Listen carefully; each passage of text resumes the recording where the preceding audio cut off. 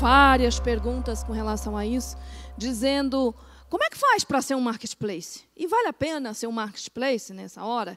Como é que se transforma num marketplace? Como é que a gente avalia isso? Ele é um consultor há alguns anos, atuando já na área de e-commerce. Para poder falar sobre se tornar um marketplace faz sentido, convido nesse momento o Fabrício Top, CEO da Driven UX. Fabrício, bom dia. Bom dia, Vivi, tudo bem? Seja bem-vindo, a palavra está com você. Obrigado pelo convite. Vamos lá, gente. Eu vou mudar um pouco o protocolo, Vivi, vou falar um pouco sobre um pouco de como o mercado está reagindo à crise. Eu vou aproveitar que eu tenho sido muito cobrado, pelo menos pelos meus alunos e pelos clientes, para falar um pouco sobre a questão toda da crise. E eu entendo que dá para a gente falar sobre as duas coisas de forma relativamente rápida. Então, o que a gente pode falar hoje sobre toda essa questão da crise, né? Deixa eu ver se eu consigo rolar aqui, eu estou com dificuldade. Isso, pronto. Tá? Então, a primeira coisa que a gente precisa falar sobre isso, e eu estou tomando a liberdade de falar isso por a gente ser um grupo consultivo, a gente tem mais de 100 clientes com mais de 20 segmentos na casa, atuando em cima do que é o paradigma do digital, e naturalmente a gente está super sobrecarregado e super assoberbado de demandas de digital para manter os negócios girando. Então, a gente está diante de uma epidemia viral, provavelmente a maior pandemia da humanidade moderna. Estamos vivendo um momento onde nem as autoridades, nem os negócios sabem muito como reagir. Os impactos globais na dinâmica social por causa dos isolamentos já estão se mostrando absurdamente assustadores do ponto de vista de negócio. E, por outro lado, fica a demanda para a gente que está fazendo a venda indireta, para nós que fazemos parte desse ecossistema digital, resolvermos parte desse problema, parte dessa demanda, e mantermos a engrenagem dessa nossa nação funcionando, né? Então, eu gostaria de falar um pouco dos impactos que a gente está vendo na economia, só para a gente poder todo mundo estar na mesma página. Então, o primeiro grande impacto, de acordo com alguns estudos, no caso aqui, falando um pouco que a Deloitte tentou empacotar. Então, o primeiro é o impacto na produção.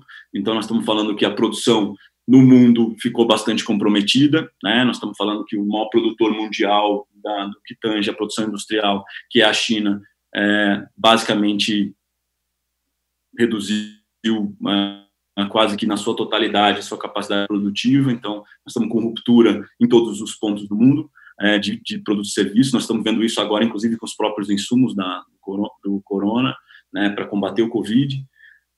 O Brasil já mostra sinais de parada das suas indústrias. Então, nós estamos falando de que, em essência, as indústrias e o setor produtivo já pararam ou entraram em férias coletivas ou já reduziram significativamente seus turnos de trabalho.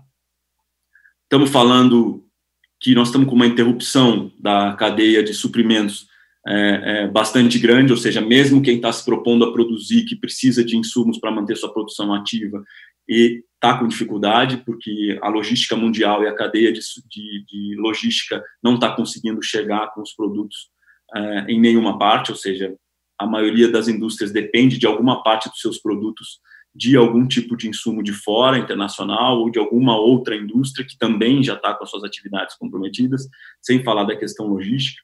E, em terceiro, nós estamos vendo aí um desaquecimento do mercado de valores, as bolsas todas muito assustadas, né? O Brasil tendo a maior redução de valor de bolsa, quase 50% da redução de todo o valor da Bolsa Nacional, então uma queda de 50%, o que é bastante grande, maior do que todas as outras no mundo, né? Mostrou a maior ruptura entre todas as bolsas mundiais, ou seja, de fato, a gente tem um nível de dependência internacional muito grande. Na contramão disso, graças a Deus, a gente vê uma reação global, né? A gente vê um varejo tentando responder a isso. Nós vemos as grandes economias também, exemplo de China e Estados Unidos, injetando valores suntuosos na economia mundial, ou seja, colocando uma carga de investimento bastante pesada para fazer toda a economia girar, tá?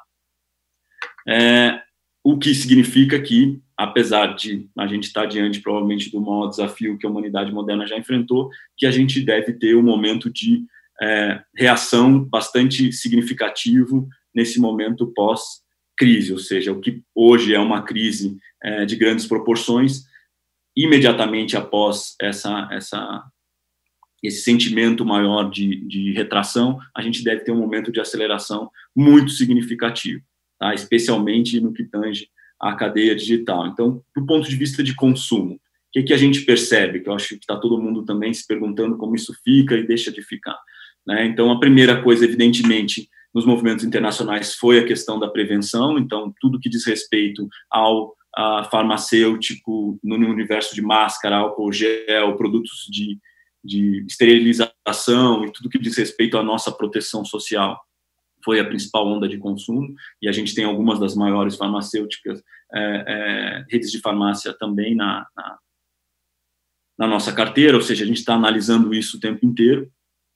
A gente viu, em seguida, né, uma busca pelos produtos de primeira necessidade, do ponto de vista de alimentos e bebidas, também como as de limpeza, exatamente ao contrário, inversamente, a questão de moda e o universo de imóveis, ou seja, as outras categorias, né, inclusive, né, nem preciso citar a questão do turismo, como ela teve uma retração absurda, tudo que dizia respeito à mobilidade e ao turismo, tivemos grandes quedas, pelo menos naquilo que a gente está vendo na nossa base, tá? E a gente começa a ver uma organização dessa vida quarentenal, ou seja, o que dentro da quarentena, o que nós estamos vivendo dentro da quarentena e como é que as pessoas começam a consumir para organizar suas vidas em casa, né? Então, isso foi o que aconteceu na lógica mundial, né? Quando a gente olha para o mercado chinês, os números do mercado chinês, a gente viu aí um universo de entretenimento e turismo com queda de 75%, nós vimos aí alimentos e bebidas um aumento de 40%, os produtos de limpeza tiveram 48% de crescimento na busca, e os seguros de saúde, né, cresceram 38%. Tá? Então, você vê uma resposta confirmando esses dados que a gente está colocando aqui.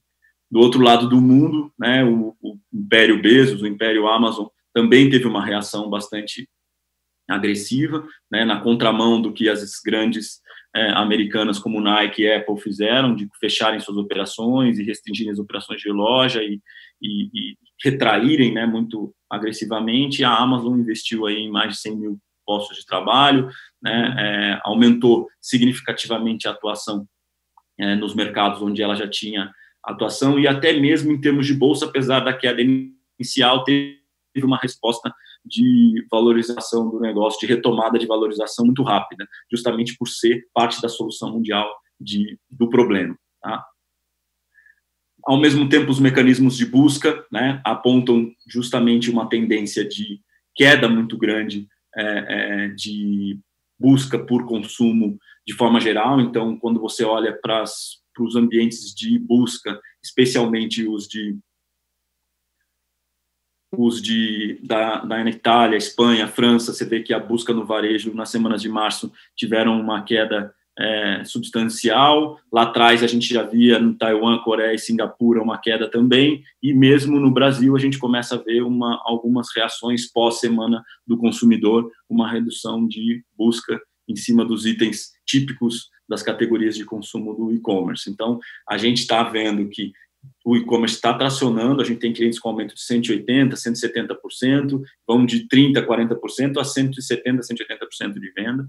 Tem cliente triplicando de tamanho semana a semana, em termos de volume de venda e de volume de entrega, mas a gente percebe claramente que algumas categorias já estão com uma redução bastante grande. Não preciso nem dizer que, por exemplo, a categoria de joias, né, e de moda tiveram uma redução bastante drástica aí no volume de venda. Tá? Vamos lá. O que a gente, né, o que eu queria colocar aqui, que eu acho que essa é a principal pergunta que todo mundo faz, né?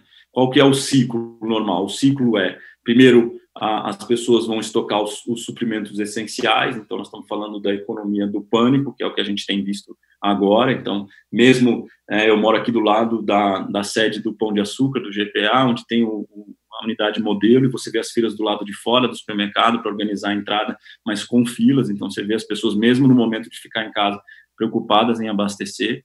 Tá? essa busca desesperada para colocar, estocar em casa e ter um estoque de segurança faz com que a gente comece a ter ruptura. Então, você vê rupturas claras nas gôndolas, o que vai criando uma lógica de problema na cauda longa. Então, você vê esse comportamento de hiperestocagem criando ruptura de venda. Tá? A gente vê um comportamento, né, ligado a toda essa capacidade restritiva dos pontos de venda, de acesso aos pontos de venda, de fechamento dos pontos de venda, né, cada estado, cada cidade se reagindo de uma forma mais ou menos agressiva, e você vê, então, também um crescimento grande de fluxo, né, no digital, muito grande. Tá? Gradualmente, você vê um aumento natural dos serviços de delivery, das vendas online, então, toda a busca pelo delivery, pela camada de delivery, crescendo muito. Passa a ver todo esse gargalo aumentando da capacidade de entrega, então, pessoas que estão operando os deliveries também têm medo de estar na rua, as empresas que operam, os grandes distribuidores, a gente também tem alguns, parte dos maiores distribuidores do Brasil na carteira, também com dificuldade de entregar, Martins mantendo a operação, mas grandes como o Bartolfio, que atendem o Brasil inteiro também, parando por uma semana para se reorganizar, então você vê a onda de abastecimento bastante parada, e você começa a ver um movimento que tende a ser um movimento crescente, né, que é o consumo mais indulgente, começando a tomar forma à medida que as pessoas passam mais de uma semana em casa. Então, as pessoas começam a buscar entretenimento, começam a buscar consumo de outros itens que não são mais a cesta básica, né, e começam a consumir outras coisas. Claro, ainda num processo bastante lento de aceleração. Tá? Oi? Tá bom? Em termos do efeito na crise da cadeia de consumo, né, a gente percebe claramente que a gente vai sair de um momento muito negativo, né, de todo esse ciclo de reorganização local do varejo físico, do turismo e para o serviço de logística, para um momento de reação, onde você vê o farmacêutico saúde primeiro, entretenimento, educação online no secundário, a revitalização das vendas indiretas via telefonia, mensageria, ou seja, essa recuperação de uma camada que estava sendo migrada inteira para o digital, um pouco arcaica, também ganhando força, mas como uma solução e uma resposta do varejo, e você vê naturalmente a camada de e-commerce tracionando muito. Tá? Do ponto de vista de tendência de consumo, acho que vale a pena reforçar, nós estamos falando num primeiro momento de saúde e limpeza, num segundo momento para a parte de alimentos, né, congelar, a parte toda desde as carnes, proteína, no segundo de muita educação e learning, no terceiro da parte toda de entretenimento digital, então desde das partes todas de streaming até a parte da camada de conteúdo mais livre, como o próprio YouTube, indo para a parte de games e finalizando de novo na retomada do consumo para residência. O que faz sentido na minha casa, nesse momento onde está todo mundo home office, e como a gente pode se organizar para isso. Tá? Do ponto de vista das ações adotadas, a gente tem das mais diversas, a gente tem desde a solidariedade crescendo muito em ações para tentar ajudar, né, o mercado, então ações como o AME, a gente viu ações como o Mercado Livre também, né, o gigante do marketplace nacional, se movimentando até em posicionamento, para entendendo que ele é o principal responsável pela camada menor de consumo, ou seja, dos pequenos varejistas. Né, você vê cases como o McDonald's se movimentando rápido para fazer uma operação, torcendo a operação inteira para o delivery, né, criando uma comunicação bastante agressiva em todas as mídias, para mostrar que ele vai continuar operando e ajudando a operar. O Pão de Açúcar, né, o nosso queridinho aqui do paulistano, né, claro, nacional, mas muito do paulistano, se reorganizando, desde fechando degustação, colocando limpeza nas lojas, ativando a parte do canal e-commerce bastante forte através do James, né, e reorganizando até os horários de funcionamento para atender a terceira idade. Tá? A gente vê o Rappi fazendo entrega sem contato físico, criando operação de contato físico, sem contato físico, propondo uma solução de segurança para o consumidor que precisa usar mais do que nunca os serviços, né? O próprio iFood oferecendo isso também, né? O case a própria Shopify, ou seja, os fornecedores do ecossistema reinvestindo de volta no ecossistema, reinvestindo no mercado para ajudar a tracionar todo mundo que está com vendas online, para poder tracionar a operação de digital o mais rápido possível, aqui como um exemplo, todos os outros reagiram. tá? Nesse cenário de crise, a gente tem uma série de orientações para atuar, né? E aí nós estamos falando desde ajustar a jornada de compra e circulação nos canais, até o monitoramento dos fluxos para ajustar mix e sortimento o mais rápido possível, entendendo essa lógica de mudança de consumo. Estamos falando de redirecionar os gastos de marketing do canal digital, agora muito mais para construir um apelo institucional do que para trazer fluxo, isso naqueles que têm as categorias de primeira compra, para os outros uma corrida muito grande por esse consumidor que está buscando as principais categorias.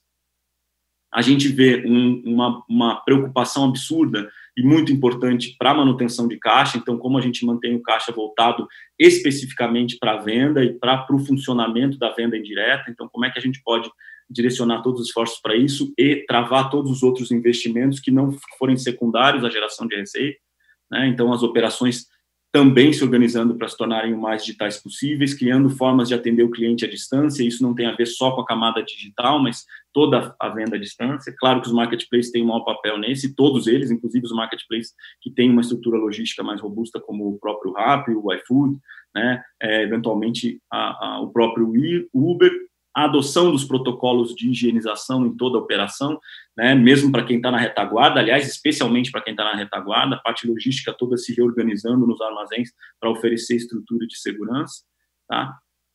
Como o próprio Marucho colocou bastante agora para todo mundo, né, a reorganização da lógica de trabalho, então, manter os colaboradores engajados, manter a adoção dos protocolos de saúde, levar todo mundo que pode para dentro do home office, oferecer estrutura para todas essas equipes. Então, nós vemos um roteiro grande. Eu estou passando rapidinho aqui, porque esse material vai estar disponível para vocês. Tá. Legal, gente. Tá? Bom, não consegui passar os meus 20 minutos para passar a comunicação inteira. Obrigada, Fabrício. Deixa desse slide, Fabrício, e eu vou pedir, em vez de fazer uma pergunta daqui, só para a gente poder encerrar, volta, por gentileza, no slide do serviço.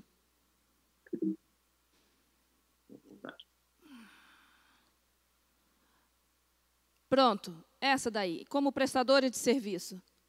Eu queria que você comentasse, nós temos na audiência do chat, muita gente nos perguntando como é que pode começar online. Tem gente de Rondônia, tem gente de outros estados, não tinha essa estratégia, ou estava pensando nessa estratégia mais para frente, mas agora sentiu na pele a urgência de realmente pensar nisso. Então, eu gostaria que você comentasse esse slide aí para a gente poder encerrar. Olha, eu entendo que justamente porque a gente tem muita dificuldade de montar uma operação do dia para a noite, ou seja, buscar operações próprias e montar uma operação inteira própria, apesar de naturalmente ser o caminho que muitos estão adotando, não é o caminho mais rápido nem mais eficiente. O caminho mais eficiente hoje é justamente aproveitar a camada disponível de marketplace, aproveitar a camada de parceiros do ecossistema digital disponíveis, que estão fazendo toda a camada de delivery, de entrega, aproveitar parceiros, né, próximos, que já têm operação online para adicionar o sortimento e buscar essa parceria para fazer a venda também. Então, essa é a forma mais eficiente, e especialmente lembrar que a venda à distância não é só feita via online, né? A gente não é só feita via canal de e-commerce tradicional, né? Muitos clientes que não tinham operação já faziam vendas via WhatsApp, já atendiam sua base via WhatsApp. Então, a forma mais eficiente agora é informar o público desses canais de atendimento à distância, disponibilizar esses números de telefone, disponibilizar esse canal WhatsApp, disponibilizar essa retirada de pedido e se integrar à cadeia logística existente e à cadeia de vendas, ou seja, a cadeia de marketplace de venda de produto, quando possível, e buscar esses parceiros de logística locais, sejam os grandes de aplicativos, sejam soluções de fornecedores locais, até de solução de motoboy express e até a estrutura de rede de táxis locais para ajudar a fazer essa entrega. Então, nesse momento, a gente precisa ser mais criativo do que nunca, né? E busca aproveitar que a gente é um povo criativo, aproveitar a economia colaborativa, que ela é mais demandada do que nunca, e juntar ela com essa lógica de economia digital. Então, ter criatividade para buscar os parceiros em volta de você para ativarem essas redes, ativar essas redes digitais disponíveis o mais rápido possível, tá? E terceiro, né, buscar essa venda indireta de todas as maneiras, abrindo e disponibilizando esses canais o mais rápido possível no ciclo de comunicação com seus clientes. Tá? Pronto. Muito obrigada, Fabrício. Nós não poderíamos ter encerrado com melhores dicas. Obrigada mesmo, prazer te receber por aqui. Bom dia. Obrigado, Vivi.